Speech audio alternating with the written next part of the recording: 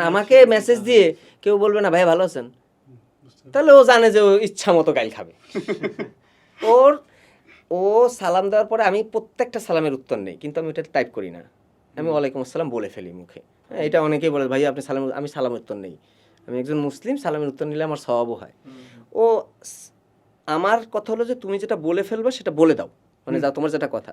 ও সালাম দেয়, আমি ওয়েট করি ভাইয়া কেমন আছেন, সব মেসেজের পরে ওর প্রশ্নটা যখন আসে, যদি আমি দেখি এটা রিপ্লাই যোগ্য, আমি প্রত্যেকটা মেসেজই দেখি, আমার গালি দিলেও আমি দেখি, হ্যাঁ রিপ্লাই দিই না।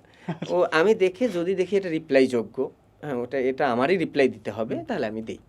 এবং স্টুডেন্ট এন্ড এটা ফিক্সড হয়ে গেছে যে এই মেসেজটা ভাইকে দেওয়া যাবে, এটা আমার জন্য একটু ভালো হয়েছে। ধরো ডেইলি আমি স্টুডেন্ট মেসেজ পাই কত, 30 থেকে 40টা, এর বেশি পাবো না। তবে মাথা খারাপ হয়ে যায় যে কোনো রেজাল্টের পরে, তখন আর আমার খুঁজে পাওয়া যায় না, আমার 400-500 মেসেজ চলে আসে। আর একটা হলো ওই যে নতুন 400 তো কমে বললাম,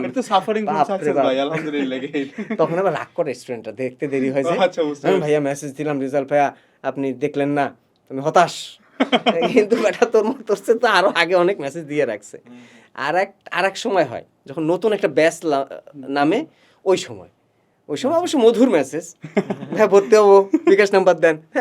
যদি এখন প্রসেস আছে ভর্তি হওয়ার, অফিসিয়ালরা ভর্তি নেয়, আমি তো এখন নেই না, তারপরও স্টুডেন্টরা আমার কাছে ভর্তি হয় মাঝে মধ্যে, তখন একটু প্রেশার থাকে। এমনিতে ধরো পড়ালেখার টাইমে আমি মেসেঞ্জার গ্রুপগুলোতে সময় দিই, ওখানে তো সব স্টুডেন্টরাই থাকে, ওইখানে প্রশ্ন করে, আর আমি আগেই বলছি আমার স্টুডেন্টরা সব হেল্পফুল, তো ওরাই উত্তর দিয়ে দেয়, যে কয়টা পড়ে থাকে আমি দিয়ে দিই, ওটা আর পার্সোনাল পর্যন্ত আসা লাগে না।